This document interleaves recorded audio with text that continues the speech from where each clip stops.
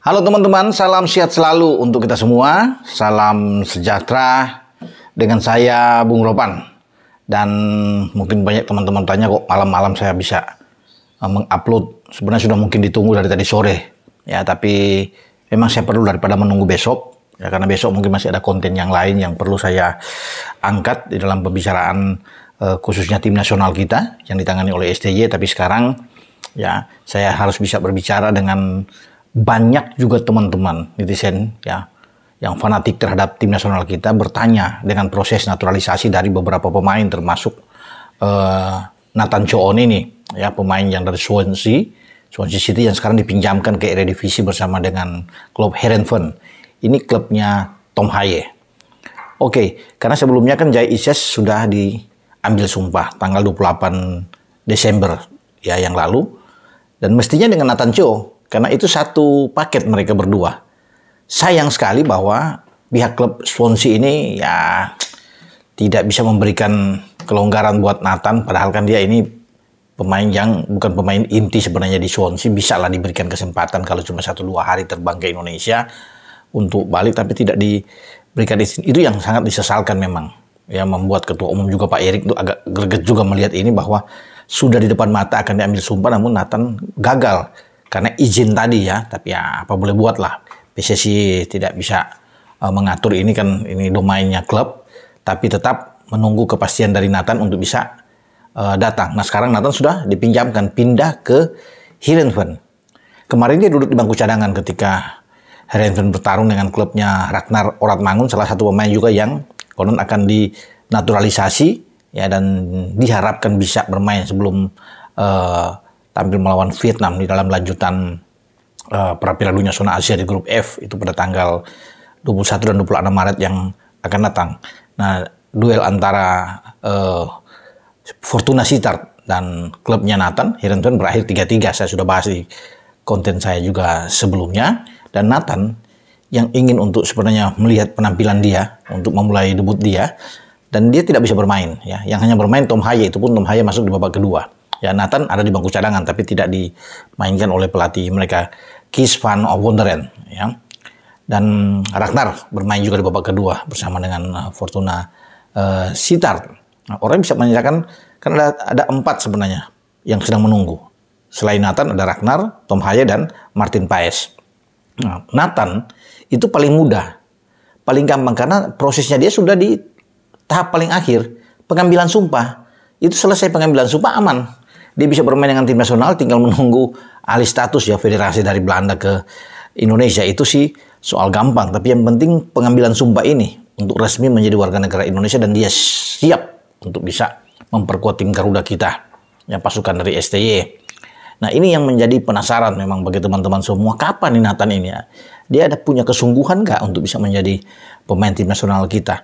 Karena kalau Ragnar, Tom, Martin Paes sedang berproses kan untuk menuju ke pengambilan sumpah, kan harus dibahas dulu semua di DPR RI ya, baru mereka ada surat kepres turun dan pengambilan sumpah. Tapi Nathan ini aduh, ini sayang sekali, makanya nih dia diharapkan sekali pada waktu yang dekat ini sudah harus bisa diambil sumpah. Kapan? Nah itu yang menjadi tanda tanya. Tapi saya harus bisa memberitakan di sini, Nathan sudah siap untuk menjalani proses pengambilan sumpah ini karena lebih mudah. Ya, saya juga sempat WA ke Pak Ketua PSSI mengatakan ini Pak lebih gampang sebenarnya. Karena Tom Haye aja kan diberikan izin untuk bisa datang ke Indonesia untuk berproses ini. Ya, menjalani tahapan-tahapan ini berarti ada kelonggaran. Kalau Tom Haye bisa, Nathan juga bisa. Apalagi dia bukan pemain utama. Tom Haye aja pemain utama ya di Heerenveen itu diberikan izin, apalagi Nathan. Artinya kalau Nathan bisa terbang cepat terusnya untuk pengambilan sumpah, kemudian esoknya pun dia balik, nggak menjadi masalah. Itu menurut saya bahwa dia akan gampang. Dan konon kabarnya juga pelatih Kees van Wonderen akan memberikan izin terhadap Nathan ya. Tinggal pengaturan waktunya ini memang belum tahu kapan. Tetapi dalam waktu dekat mungkin ya, semoga kita harapan itu bisa terjadi. Dan Pak Ketua semua bilang ya semoga apa yang saya WA itu, bahwa Nathan mungkin bisa gampang proses dia dibandingkan dengan Swansea, sekarang sudah di Heerenveen, itu kan jauh lebih bagus ya kedekatan antara hubungan Indonesia dan Belanda ini, dan Heerenveen mendukung penuh pemainnya untuk menjadi warga negara Indonesia, dan itu sudah tercermin dengan Tom Haye yang disupport habis oleh Kees van Wonderen dan manajemen dari Heerenveen. Nah, ini dia Nathan. Ya, semoga dalam waktu dekat ini, memang tanggal yang tepat itu belum bisa kita pastikan ini kan, bisa juga meleset. Tapi konon sudah peluang itu terbuka.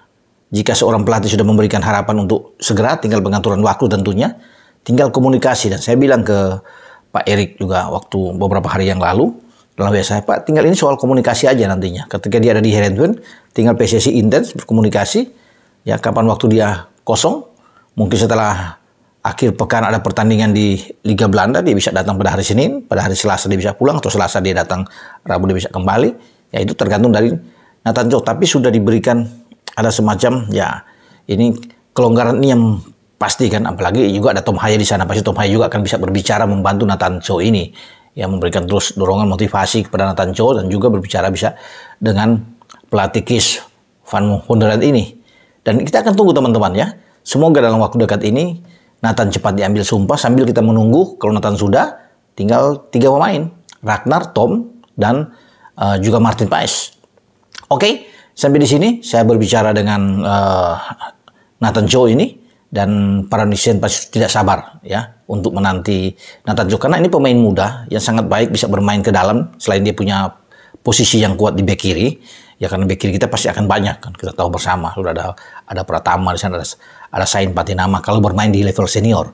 Nah, dia juga bisa dipakai di U23 karena kita tahu bersama kan di Qatar nanti putaran final U23 kita, kalau diberikan kelonggaran, diizinkan oleh klub dia untuk bisa bermain, dia menjadi salah satu kekuatan. Dia bisa bermain juga sebagai bek tengah, itu menjadi keuntungan bagi STY. Tinggal lobby-lobby yang kuat dari PSSI ini untuk bisa meyakinkan pihak Heerenveen. Tapi yang pasti, yang lebih dulu, yang paling penting adalah kedatangan dia. Ya, kedatangan dia ini sudah masuk di bulan Februari. Jadi kalau bisa digenjot dengan cepat, hanya persoalan untuk ambil sumpah, saya kira bisa. Ya, tinggal komunikasi dengan dia dan juga dengan Kemenkumham, ya wilayah Jakarta yang ada di Cawang, sebagaimana Jai Isya sudah melalui itu, dan mestinya dengan Nathan, tapi batal. Oke, kita tunggu nantinya ya kabar selanjutnya atau info yang terbaik soal kedatangan Nathan untuk diambil sumpah. Dengan saya Bung Ropan. Ciao.